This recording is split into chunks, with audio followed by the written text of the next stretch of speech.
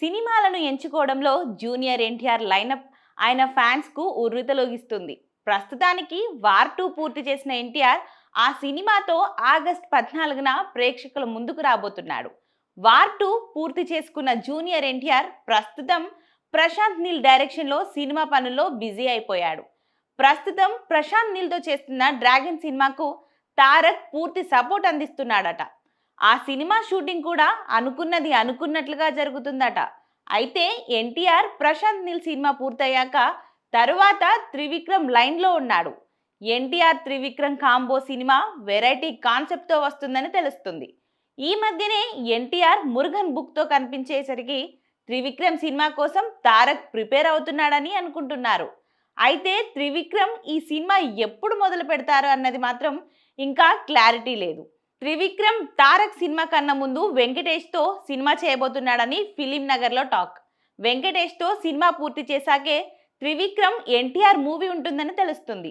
ఇక ఈ సినిమాతో పాటుగా NTR Kollywood star director Nelson దిలీప్తో కూడా సినిమా చేస్తున్న సంగతి తెలిసిందే. బీస్ట్, జైలర్ సినిమాలతో తన సత్తా చాటిన నెల్సన్ ఎన్టీఆర్తో ఒక అదిరిపోయే కథ చెప్పాడట. ఇక ఆ సినిమా త్రివిక్రమ్ సినిమా తర్వాత ఉంటుందని, నెల్సన్ 2 సినిమాలు కూడా ఒకే బ్యానర్లో చేస్తున్నాడని, ఎన్టీఆర్ సితారా బ్యానర్లోనే త్రివిక్రమ్ ఎన్టీఆర్ సినిమా ఉంటుందని అంటున్నారు. ఇక త్రివిక్రమ్ డైరెక్షన్లోనే అత్యంత భారీ బడ్జెట్ సినిమాగా అది ఉండబోతుందని సమాచారం. ఆ నెక్స్ట్ నెల్సన్ సినిమా కూడా సితారా బ్యానర్లోనే తెరకెక్కిస్తున్నారని తెలుస్తుంది. దీని గురించి నిర్మాత నాగవంశీ స్వయంగా వెల్లడించారు. సో ఎన్టీఆర్తో 2 సినిమాలు, అది కూడా భారీ ప్రాజెక్టులుగా ఈ మూవీస్ రాబోతున్నాయి.